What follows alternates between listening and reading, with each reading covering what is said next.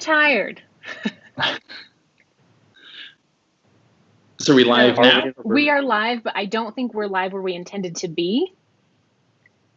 So okay. So do we need to fix the blog post link then as well, or does that? I'm doing it. I mean, I can do that too. Sorry, that was not in a. Okay, so happy Thursday. We're close enough to being on time. We were just talking with Sean about how, we're technically, Shanzel was the one who's like, this is not a D0 departure, which is, what does the D actually stand for? Departure 0? 0 minutes to departure. Okay, so, D0 in the airline industry would be a departure where the door closes. Is it door closing, or it's the wheel thing, or?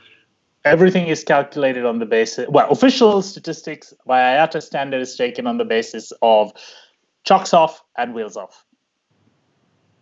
Okay, so that's okay. Hold on, now we have a new one here. Perfect. Okay, so anyway, happy Thursday. We are joined today for the third time by Sean M., which is, we are very grateful he's here because he is the most knowledgeable person about just about everything related to airlines. So we appreciate your joining us, and also the most entertaining person about all things related to airlines. So it's a double win, right? So what are we doing today? Sorry for the technical difficulties here. We've had the flight was rescheduled. It was not canceled, as United says. If the flight is canceled. Yes, we were at the wrong gate. It was wait, what was the term that they used? It was removed, wasn't it? Removed, exactly. Removed. Yes. Sorry, it's not canceled. It has been removed, so you're not entitled to EC 261 compensation if you're watching from Europe.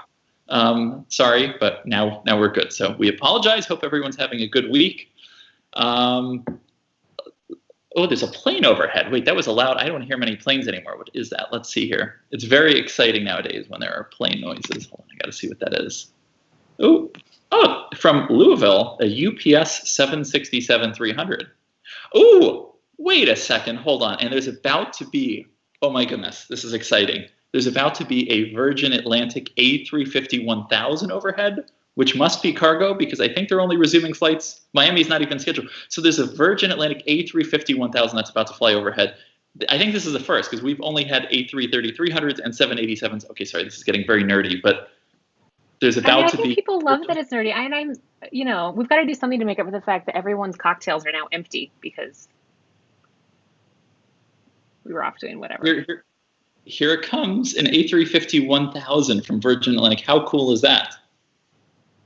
Oh, this is very exciting. Okay, I'm sorry. I mean, I'll be more concentrated once this. Do you ever, when you're driving to the airport and, Sean, do you drive in Ghana, or how do you get around? Okay. I ride an elephant. I mean, are you driven?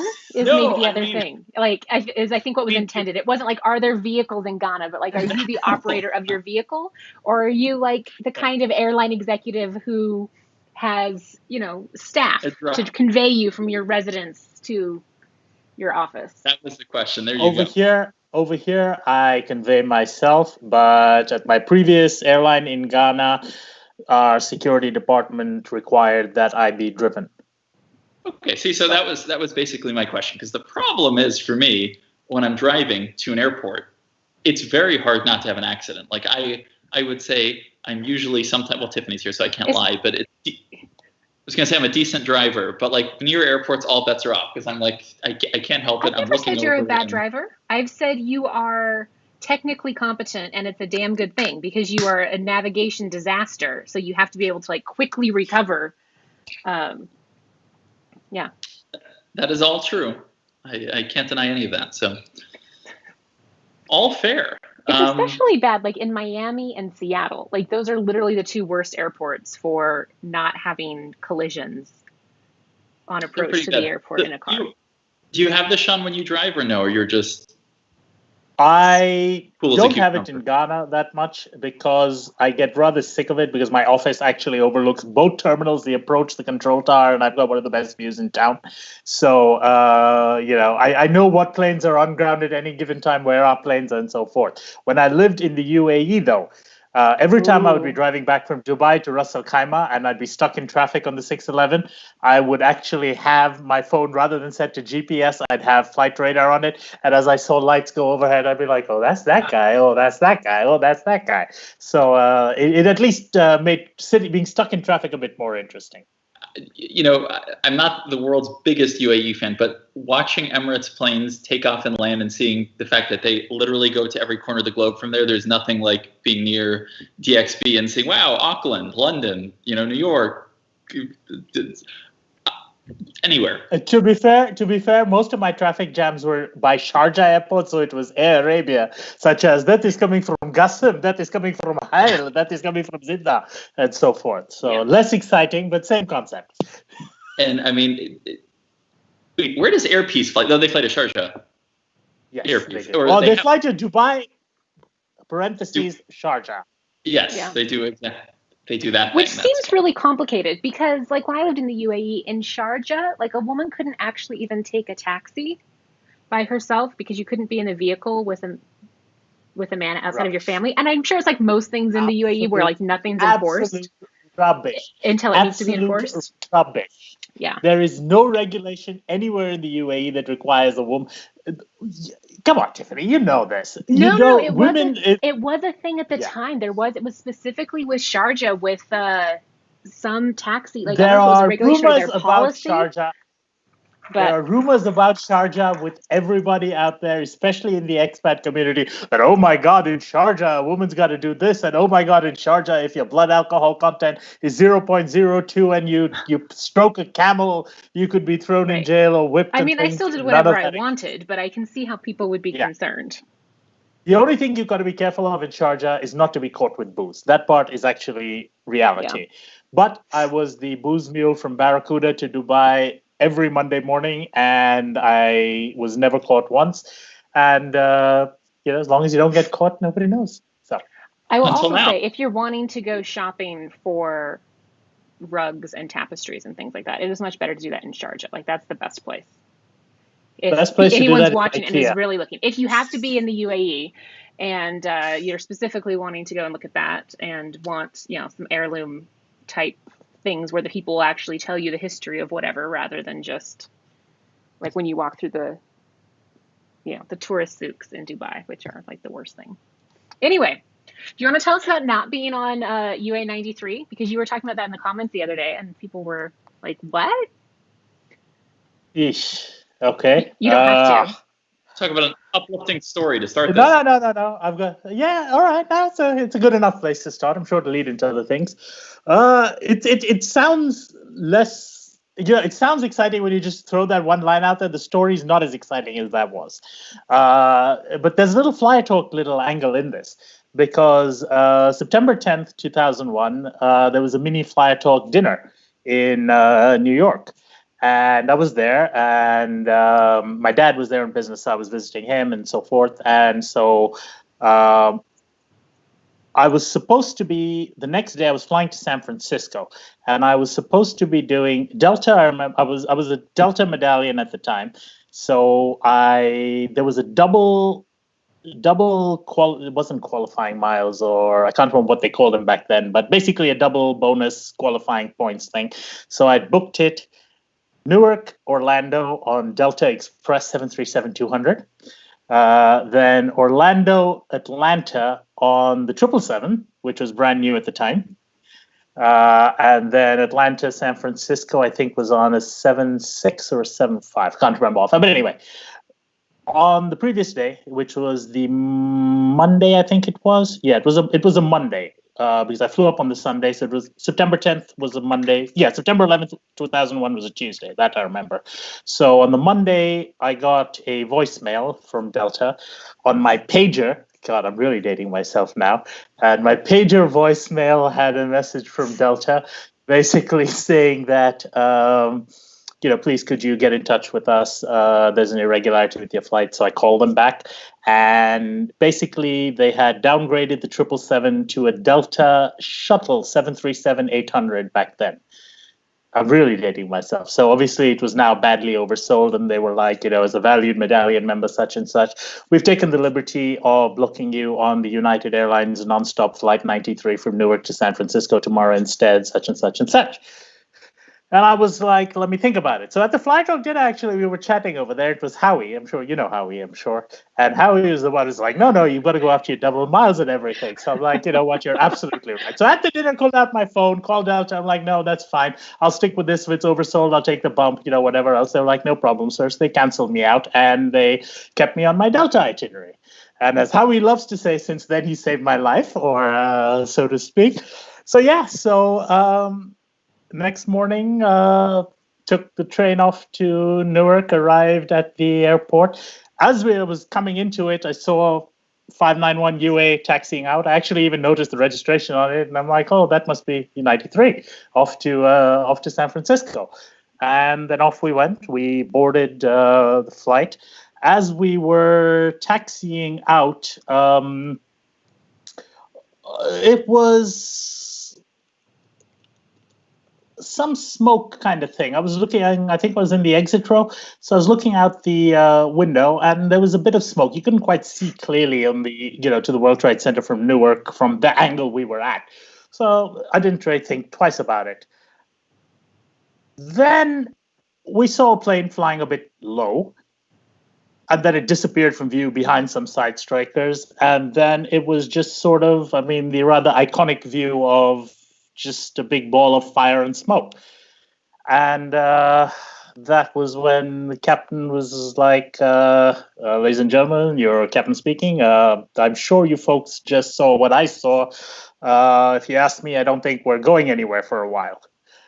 And so we sat and we taxied back to the gate. And first thing I actually did was I went to the nearest payphone and called Delta's Medallion Special Member Services, it was called back then, and got them to rebook me out of Philadelphia, because they said all flights out of New York are stopped for now. So I said, rebook me out of Philly. I'll just take the train out to Philly and, grab a flight. I think they booked me Philly-Dallas. The Delta had the hub in Dallas back then.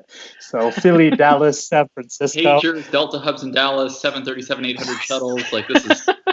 737-200 Delta Express.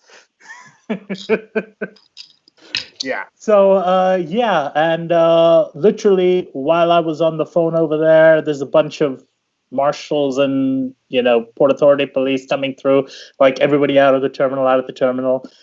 We got on a bus. They had a bunch of buses, and I got on the bus to Newark Penn Station. And while we were on the bus, from time to time, you get a view of the World Trade Center. And after about like half an hour, we could only see one tower. And then after like another half an hour, it was like, aren't there supposed to be some towers there? And no one had the slightest clue of what was going on. And so we got to Newark Penn Station. Absolute chaos, but I was very lucky. Hilton Newark Gateway is right at Penn Station.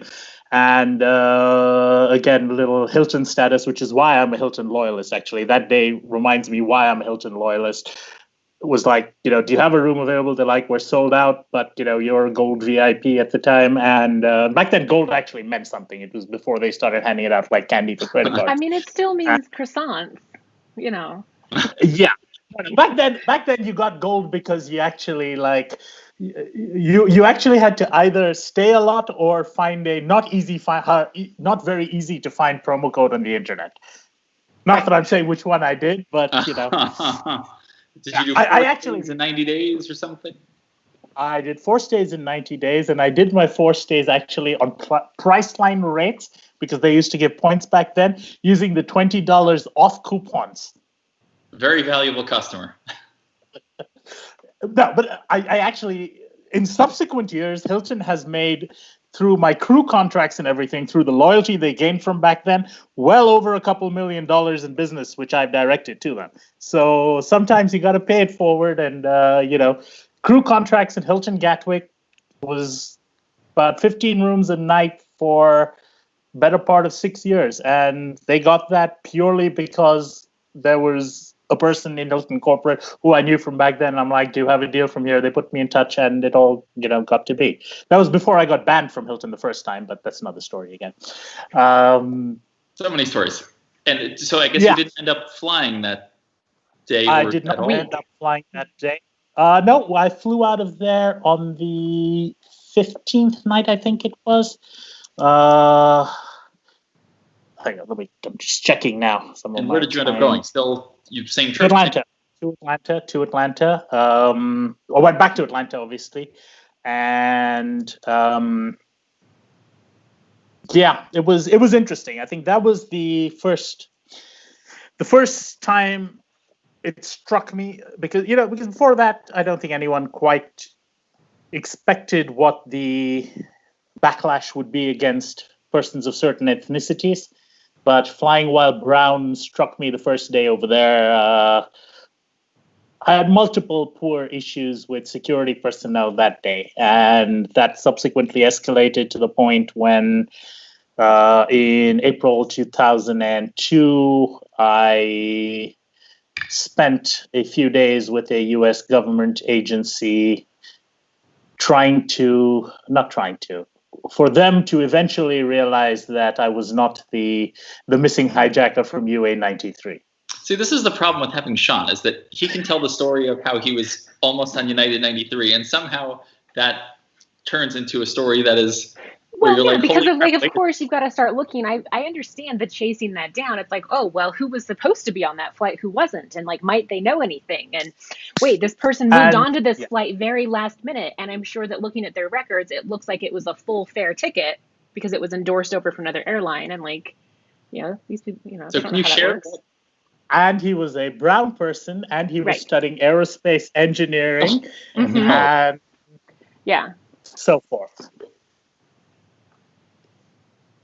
So, I can't even imagine. That's That's how it was. It was an interesting experience in 2002. At the time, it was probably less interesting than I find it nearly 20 years later when I can tell the story. Suffice it to 20 years of perspective on it, right? It'd be much scarier because you were not to be rude, but you were obviously younger, so it would have been. It's more intimidating than if that happened now, you would know all the things to say.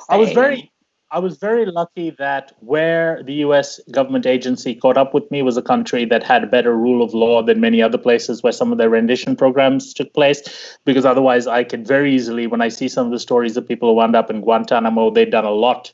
Their situations were a lot less incriminating than mine may have been due to circumstantial evidence. And fortunately, I was in the country which had more or less a rule of law. It didn't stop them from letting U.S. government agencies... You were in another country when this happened? Oh, yeah. But you won't reveal which country? Let's not go into all those details over here. I'll suffice it to say that down the line, I received what was stressed as an informal apology from the U.S. State Department. And subsequently, I have a very good relationship with multiple U.S. government agencies since then, obviously for various other reasons. But suffice it to say, the next time I went for a U.S. visa, I actually had one of the consul officers write a personal recommendation for me. Yeah. But I've made it a point that since 2002, since this occurred, I've only... The most I've been in the United States is transited it 3 times, twice in Anchorage, once in Atlanta. And to me, it's a case of once bitten, twice shy. Fool me once, shame on you. Fool me twice, shame on me, unless I have a very, very compelling reason to go there. And quite honestly, there's 193 countries in the world. Means there's 192 others. And, I've seen 42 or 43 states. I can't remember which ones. Let's keep 7 pending for now. And eventually we'll get down to it. Do you know which ones are missing? Which states? Because we were talking... I heard that the other day, so that's why I actually counted. I'm missing most of the ones in the middle, like the Dakotas and the Idahos and the ones that you forget when you're listing them anyway. And a couple of them up in New England, and the rest of them pretty much all of them. And college football, because no one's been to Arkansas. Oh, I've been to Arkansas. Yeah. Why that would have been one of my guesses. Absolutely boring. Absolutely boring. It's Arkansas is across the river from Memphis, isn't it? That's the one across the river from Memphis. Yeah. You go across the bridge from Memphis. So I went across the bridge from Memphis, and we did a road trip once through Tennessee, Alabama, Mississippi, and stuff. And we're in Memphis, drove across to Arkansas, tried the ribs in Memphis, then went across the bridge, tried the ribs in the Arkansas side. So I think that counts. That does count. That's, we should probably, I think everybody probably knows who Sean is, but sorry, just for a brief introduction, Sean M. is not only a prolific and incredibly knowledgeable commenter constantly, but he is an executive at an airline in Ghana. Can I say that? Or Africa? I think, yeah. Okay, well, Africa, Ghana. So if anybody haven't gotten you in trouble yet. It's been like 3 months. As long as this is not being Google indexed, I don't think there's much good to come out of it. It's when people start Googling is when I get worried. So if anybody has any general industry questions for him, he can probably answer them, not specific to his airline, but in general, because he has worked in so many different capacities in the airline industry that he could probably tell you everything from provisioning of hot nuts and ramekins to, having Richard Branson on his, well, he has said that. So, but anyway, because I could ask you questions all day, but I figure if other people have questions they would like to ask, they should have those opportunities as well. Or that's exactly, who doesn't know Sean? Everybody does. So, well, but I mean, there's people who are new. Yes, that's true. And there are some people, because they're asking credit card questions, who are sort of for newer people. So I suspect that there's some newer folks here. Which, hi. Okay. We do all airplanes all the time. I mean, airplanes. So I have a question, Sean. How are things holding up there? Because I feel like we talked at the very beginning of all of this, and you felt like African aviation was super well prepared, or as prepared as one can be for a pandemic, because you guys practice pandemic and epidemic responses and were able to put a plan in place quickly. How is it going? Because it's a mess here. I think from the airline perspective, I mean, I'll speak for ourselves. I won't pretend to speak for others. I don't think there's a problem. Yes, we were prepared in terms of having pandemic contingencies, in terms of contact tracing, different escalations of protocols to be implemented as pandemics reach different stages and so forth. So on that part, we were ready. But I don't think anyone can be ready for effectively what was 100% loss of business from month to month. From March to April, there was 100% reduction. And subsequently, from a low base in April, as I was saying just before we went live, we saw a growth of 15% traffic each week for 5 consecutive weeks. But when you're 15% starting from close to zero, despite a compounded 15% for 5 consecutive weeks, we're still barely at 20% of where we were at the same time last year. So nobody has ever been ready for it. You've just got to be able to be robust, and you've got to be able, this is where the focus on the fundamentals makes sense. If you've built yourself the right way and you understand your costs, you understand what everything you do, why you're doing it and what you're doing it for, you have the ability to say, I need more of this and I need less of that, and are able to implement it quickly. And, I think we've been able to do that reasonably well so far. Others have been less able to do that. But I won't necessarily say that's something that Africans are better prepared. Certainly, Africans knew how to deal with pandemics better. But I think this situation is way beyond airline-related activities with pandemics. I think we're in a situation with border closures and things as such that, if a country's borders are closed, you can't fly international routes. And obviously, our connecting traffic isn't running, and everything else isn't running as well. So we're pretty much stuck with the domestic market operating in limited hours. I mean, we've got a window of 10 hours in which we're allowed to fly during the day. And what is the logic of that restriction? I wasn't aware of that, the 10-hour. It's a practical restriction at this point of time. The security staff at the airport, they want to run a single shift. Because otherwise the costs for the volume of passengers and the revenue they're getting in taxes. So it's been agreed between the airlines and the airport authority that 0700 to 1700 is what they'll run the security personnel at. And we've obviously got to schedule all our activities between 7 to 17. So our first crew report at 7:05. probably terribly inconvenient, like having that restriction, but just something like that, I think it speaks to that, we have a lot of empty flights or we had empty flights in the US, and we had just like planes going all around and empty airports and just like massive waste. So like obviously that's not ideal and it's putting some constraints on things, but I don't know, it's almost comforting to hear that somewhere there's someone who's put some rails on the situation as best as they can. Or no, just well, we're lucky. It's not a small industry necessarily speaking, but I mean, relative to most other African countries, it's actually relatively large in terms of what the domestic market is in size. But we're still small enough that if we need something, I can pick up the phone and call the Director General of Civil Aviation, the head of the airport company. We know each other personally, so I mean, we can do any of this. If they say, look, we can't afford to run more than one shift, the airlines get together and say, all right, we'll work it out for one shift. With the competitor airlines, I'm on a WhatsApp group with all of us, and it's like, hey guys, do you have any cleaning chemicals? My next shipment is delayed. And they're like, sure, pick it up, call this guy and pick it up at the hangar. So it works well that way, and we're small enough. We're large enough that we can do it professionally at scale, and we're small enough that everyone knows everyone, and we can make it work at that level too. If I ask you, Sean, what is your favorite aircraft? You asked me this before. I did. Okay, you hold on. You said wait. I can't. I said the Airbus 350 of current aircraft. I said it was the Airbus 350. So piggybacking on that then, so Drew asked, thoughts on reports that Boeing will be ending 747 production. He still needs to fly the Queen of Skies. You must be very nostalgic about this because you had a beeper and Hilton status when it counted for something and all these other things, the Delta premium service line. So are you depressed by this news or good riddance or both? Oh, definitely not good riddance, but I won't say I'm depressed. I think the 747 has earned her place permanently in history. I'm a 747. Obviously, my former username. Well, still my current username elsewhere. So 747s are near and dear to my heart.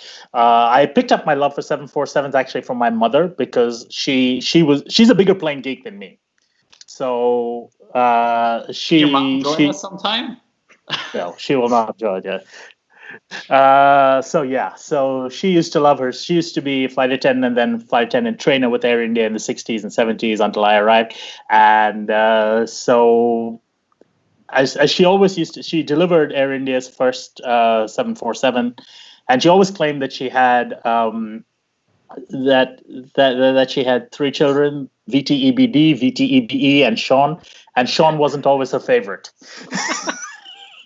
Love your mom. Okay, that's so that. 747s are near and dear to my heart, and honestly, with the 747s and especially Air India's, the early ones, as an only child, I think I even wrote a poem, the Ode to the B747 237, back when they retired the 747-200s, and in 2000 or was it early 2001? I can't remember. Around then, when they'd been retired to Mojave in California.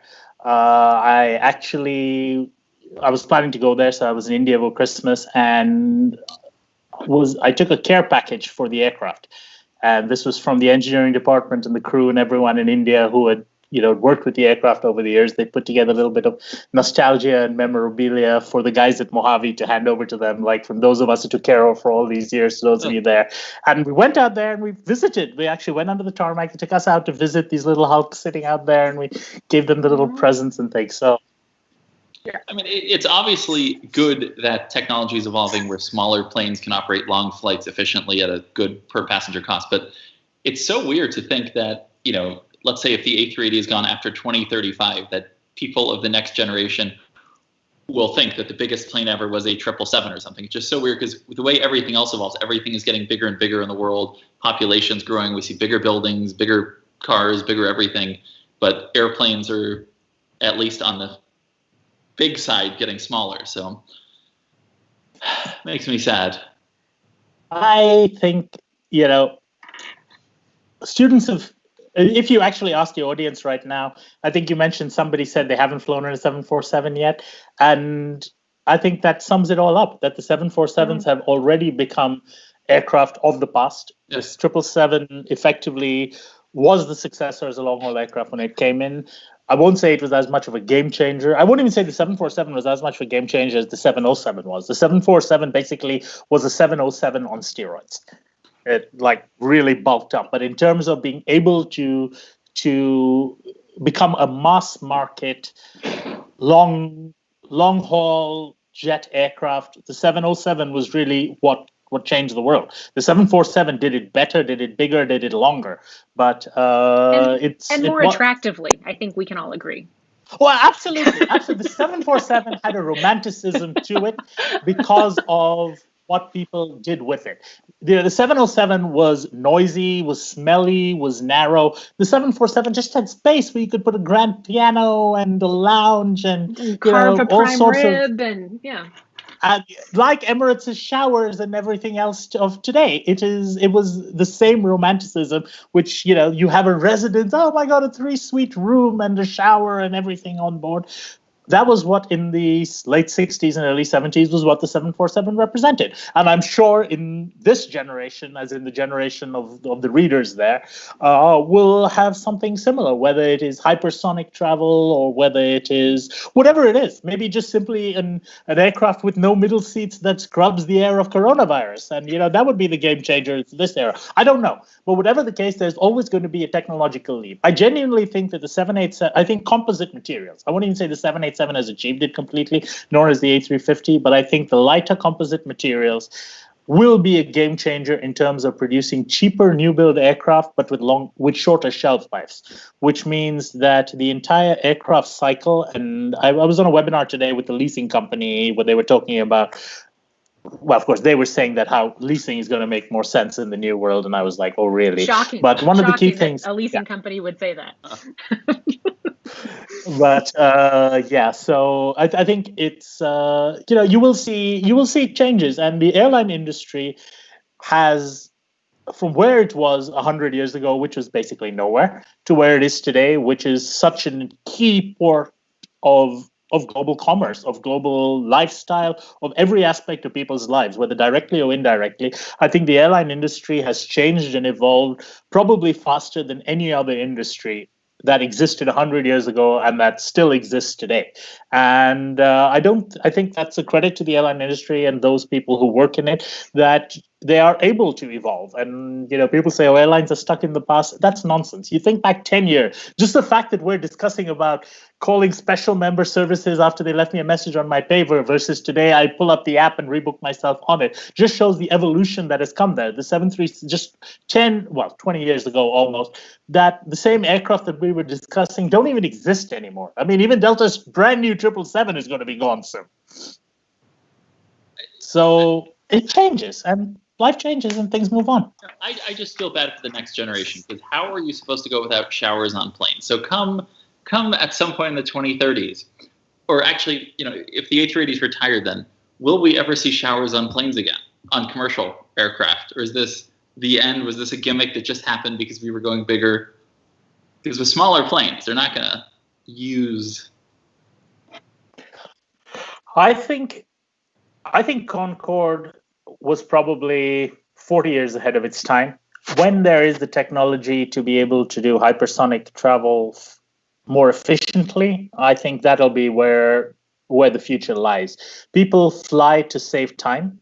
Therefore, any incremental savings I won't say incremental like 30 minutes over an 8-hour journey is not going to make that much of a difference. But any additional savings of time is probably where people will be willing to spend a little extra too. So if there is the technology that's able to cater to that, I think that may be more where the market goes to, rather than relying upon trunk flying like the A380 and the 747 were largely built for. I think as more and more, I won't say secondary population centers, but as globalization takes hold, you will see more secondary cities, so to speak, being able to sustain international service. And you've seen this happening. And that's where, everyone doesn't necessarily fly to JFK and then take a domestic connecting flight. You now have 40 gateways in the United States, probably at least, which has transatlantic services. And you see the same thing in the UK, London, Manchester, Newcastle, Glasgow, Edinburgh, all of them, Birmingham, all of them have flights. And that's going to be the way it happens. And as a result, you're going to see less people on 600-seater A380 type aircraft, and you'll see more frequent 200 to 300 seaters. It's not to say the hub and spoke system is dead, because the hub and spoke system, looks That's like really cool. We just had a power cut here. Okay, generators kicked in. Sorry. Joys of Africa. So cool. Yeah. So I genuinely see that is probably where it's going to go to, where you'll see the 200, 300 seater aircraft will become your staple for long haul, and that's where the 787, A350 are going to be at.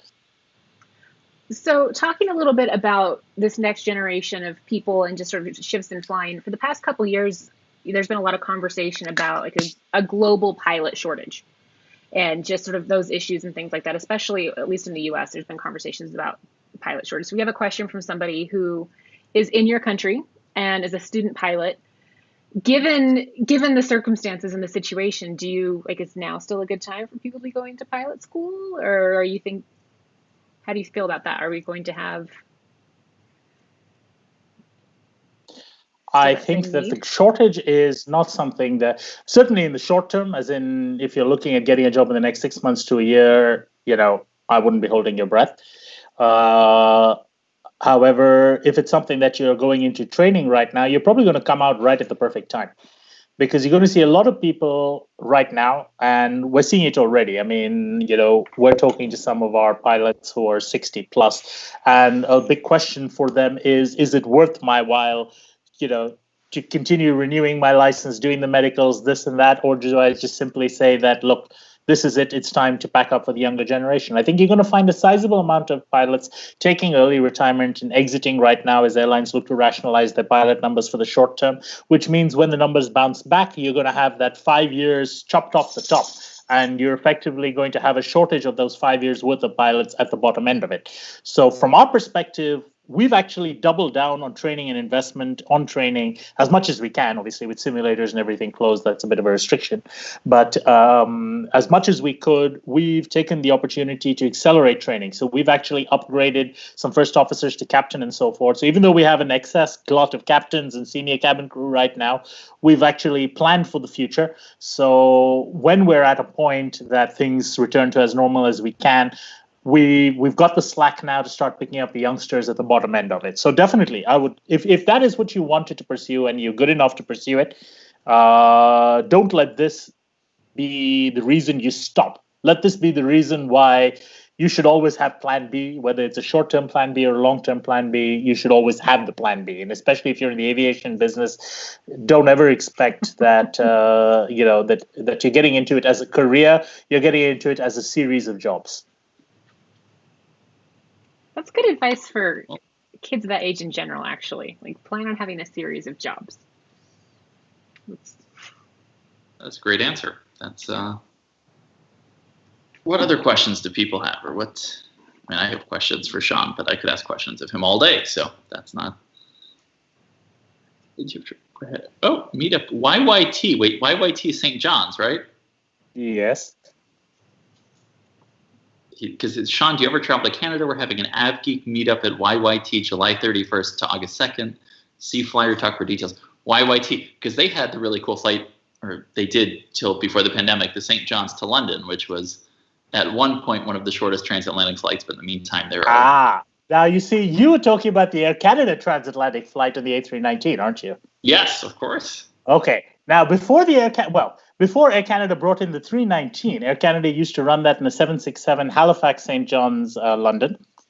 And when Air Canada stopped that, it actually was operated with the 737-700 by Astraeus from London Gatwick, the British charter airline, who came in. In fact, they rebranded as Flystar and launched their St. John's route at the time. This would have been 2007. 6 or 7, thereabouts. I think summer 2007, pretty sure.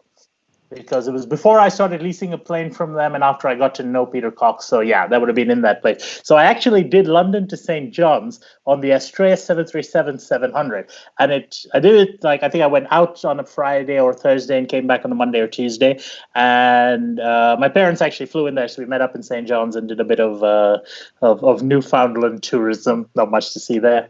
But yeah. That was it. It's the only set of transatlantics that I've ever flown, like a round trip, where the westbound flight was shorter than the eastbound flight because of the routings to St. John and the jet stream that week. It was one of those strange situations that the tracks you could get flying to St. John and where you could put you on a stronger headwinds going west. That would be really disconcerting. Like that's well, it made a difference from like 4 hours 31 minutes and 4 hours 23 minutes, which again was rather ridiculous for a transatlantic flight. But it was interesting. And if you try to sleep, that red eye was like, ugh. Got into Gatwick like 4:30 in the morning, and I'm like, this is bullshit. It's not worth it. Speaking of on a 737-700 in all Y148 configuration. Oh, that's really unpleasant. I once did a transcon. A friend of mine dared me to do a transcon from started in San Francisco, ended up in Atlanta. It was a pure transcon, but on only regional jets and props, including the red eye that Comair used to fly from Las Vegas to Tulsa. How long is that red eye? I don't remember, but it was too short. Is there such a thing as a red eye that's too short? Because if you're on a turboprop. Well, those mid-con red eyes are the worst, though. Like, but a mid-con red eye leaving Vegas at like 2:15 a.m. on a CRJ 200. What was the routing? I did San Francisco, Salt Lake, Los Angeles, Vegas, Tulsa, Dallas, Alexandria, Louisiana. That was the Embraer 120. So it was DFW, Alexandria, then somewhere in Mississippi and Atlanta. Yeah, I'm too old. So you wanted there. Like just straight up. This is 20 years. This was 20 years ago. I was a lot younger. I had hair. Still, yeah, too old. Can't do it. Not a thing. Not a thing. That is tough. Okay, so Mike has a question related to sort of the current unpleasantness. And it's actually hilarious because there's a whole sidebar conversation happening in the comments here. But are you guys doing like surcharges for COVID for like the enhanced cleaning and the PPE? He had to pay $15 for this at the dentist this week, and somebody else who is a dentist is like, that's ridiculous. You always have PPE at the dentist. This is not a new charge. What is your take? What do you think? How are you guys handling that? I'm going to speak purely hypothetically here because, of course, I can't disclose actual numbers. But hypothetically, an airline wouldn't necessarily need to impose a surcharge to be able to obtain extra revenue. Not if you're doing your revenue management right. If you're looking to, Ben would like this answer. If you want to get more money per passenger on average, you just sell more of the higher fare buckets and less of the lower fare buckets. And as long as everybody's doing that and you're willing to accept the risks of, if you're able to manage how that works in the competitive environment, you can increase your average fares very easily without necessarily imposing a surcharge. And I'm a firm believer in surcharges being bad for both airlines as well as for consumers. Have you considered doing any freelance consulting for IAG on this topic? I won't necessarily say I've done freelance consulting on that topic, but I have made my position very clearly known to people high enough up in there that they know that it's not something I like. Not that they really care. They don't really care what anyone thinks other than themselves. They're a bunch of arrogant bleep in that respect. And I've never had a positive interaction with the manager at an IAG-owned airline in the 20-odd years I've worked in this industry. So I'll leave it at that. And that was before IAG existed, when Willie was still at Aer Lingus. Well said. And I'm just going for myself very diplomatic. And you see, with Willie, the irony is, I've got a friend who actually went to school with Willie. And so Willie's his Facebook friend, and like he's got pictures of like Willie as a little kid and all sorts of stories in Willie back in the day. So I find it hard to see the tough image of Willie compared to the stories I've heard of. Oh, little Willie, eh? Oh, he used to be a real hellraiser, didn't he? You can do accents really well. I'm impressed. Why, thank you. So, Next okay, question. So the way to do instead of COVID surcharges is just release Y and B and M fares or whatever they might be, and don't. Exactly. You can get more revenue per passenger without necessarily imposing a fare surcharge. In our case, we haven't even raised our fares, but we're getting a higher average fare simply by adjusting how much we're selling in each bucket and how to make that work. And we understand what mix works for us. And I would hope that any other professional revenue management team, I mean, our revenue management team right now consists of, I wouldn't even say one person because she does two jobs. So she's half a person with two others on part-time work from home, one on maternity leave. And, that's what they're able to get done. I feel like, okay, this gets at a bigger thing because now we're seeing a bunch of layoffs at airlines, and it seems at some point that management staff at airlines get so bloated that they have to do things to justify their jobs, because I feel like they sometimes make things so unnecessarily complicated because you can set different goals. You can make anything appear basically any way you want to. But my point is, I feel like there are maybe too many people in revenue management at some airlines because they just have nothing better to do than screw around a little bit. And I was actually having this very discussion today, and it got a bit heated with my head of commercial, and because he's like, "Oh, we need to add, bring some more revenue management staff back." And my discussion basically was, "Why?" And he's like, "Well, we've met our personnel targets in other areas, so we believe we can add in revenue management." And my comment was, "But what are they going to do? Genuinely, what are they going to do?" Because if they spend 1 minute looking at every single flight for the next 1 week, they are still going to have time left over at the end of the day. Right.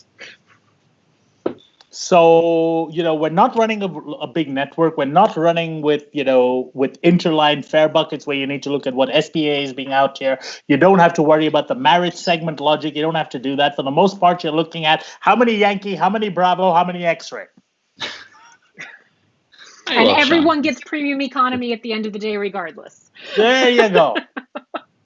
Oh, okay. Here's a fun one. Can you talk generally about frequent flyer programs in Africa, or like how much, I guess on the continent in general, how much do they influence consumer behavior? Obviously, it's not quite as much of a focus as here because the co-brand cards aren't quite as robust or co-brand opportunities, but does it make a big difference, you think, at some airlines, or is it something that's going to take a while to grow, or it just doesn't matter? I don't think frequent flyer programs drive loyalty as much as they incentivize behavior due to it being a sort of rebate. There are effectively, yes, we don't have a formal frequent flyer program, but we have an invite program, so to speak, where selected customers who are regular customers are on a fly 4 times in a month, get the 5th ticket free. So that's a very lucrative thing. But again, you only get invited to that if you're buying the high-end fares and stuff in that respect. And we find that's good because these are the regular business travelers, and giving them one, which usually tends to be, even if it's not necessarily an off-peak ticket, but just one seat for these guys, keeps the loyalty for them going to a competitor or anywhere else. Plus, it ensures that sometimes they'll move their flight forward by a day just so that they get the 4 in the month or hit their next threshold. So it's not quite the mileage run in that respect. But in terms of it being the game that it is in North America or in Europe and stuff like that, there simply aren't enough alliance carriers. So basically, the kind of partnerships I could offer over here, certainly I've got an MOU with South Africa, and so I can access their network at least, which makes me a lot more attractive than anybody else could. But at the end of the day, we didn't really see the benefits of being able to offer a grocery store voucher, which actually cost us more than being able to offer this effectively a 20% rebate off, because that's incremental seating. on a flight to then even giving somebody a less valuable, at least in my view, $20 equivalent grocery voucher, which cost me $15 or $18 to purchase from the for him. So I don't see the benefit in our market quite yet. I definitely see the co-brand benefit. And on the co-brand level, we were actually in advanced discussions with a card issuer who very big in our markets, who was very keen on, they haven't done a co-brand yet, but they were very keen on using us as a launch airline to do that in both the Ghana and Nigeria markets. And certainly, while we wouldn't necessarily be getting mileage currency, it would be able to offer rebates on the ticket purchase. And for the airline side, it would give us a break on processing fees for that. So they would get the spend and we would get the break on the discount rate. So down by about, I think it was almost 3/4 percentage point that we'd negotiated as the rebate to be the sole, issuer for that. In this market, South African Airways issues a co-brand card with EcoBank. I think 3 people have it. So I really don't know how satisfied they are. In Ghana, what is the credit card game like? I assume, is acceptance high or? Acceptance has got really, really good. And it's something which surprised me because, I lived in Ghana from 2005 to 2012. And when I left in 2012, there were about 10 stores I could name which took credit cards. And when I came back here in 2018, I'm shocked because credit cards are everywhere. I don't believe I have spent cash. No, I'm trying to think back. It's the last time I actually spent cash.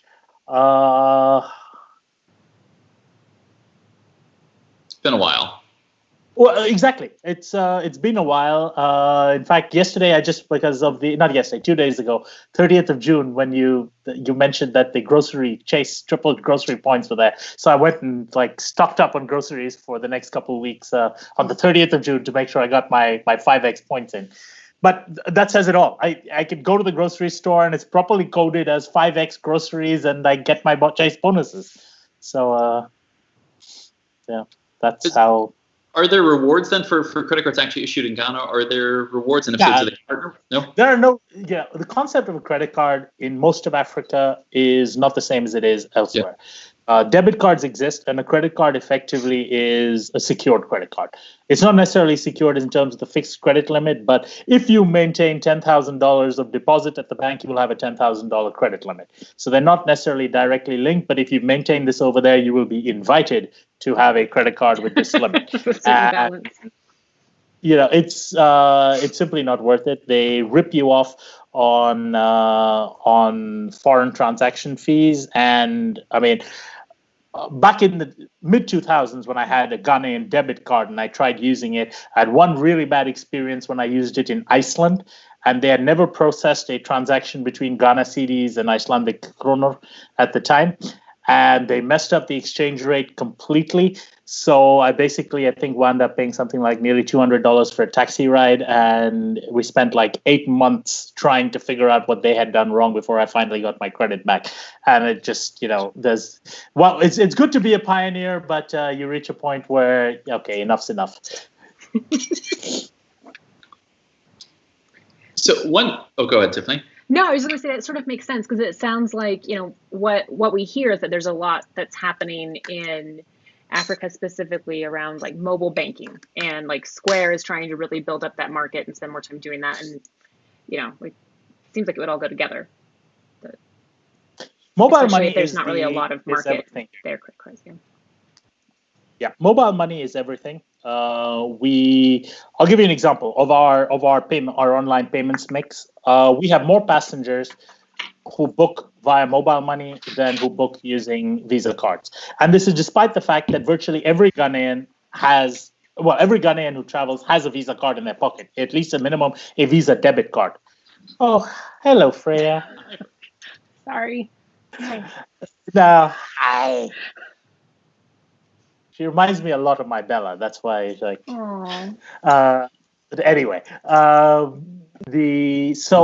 it's just at this point of time, people don't quite have the faith in credit card processing and the security of the transaction and so forth. They have earned the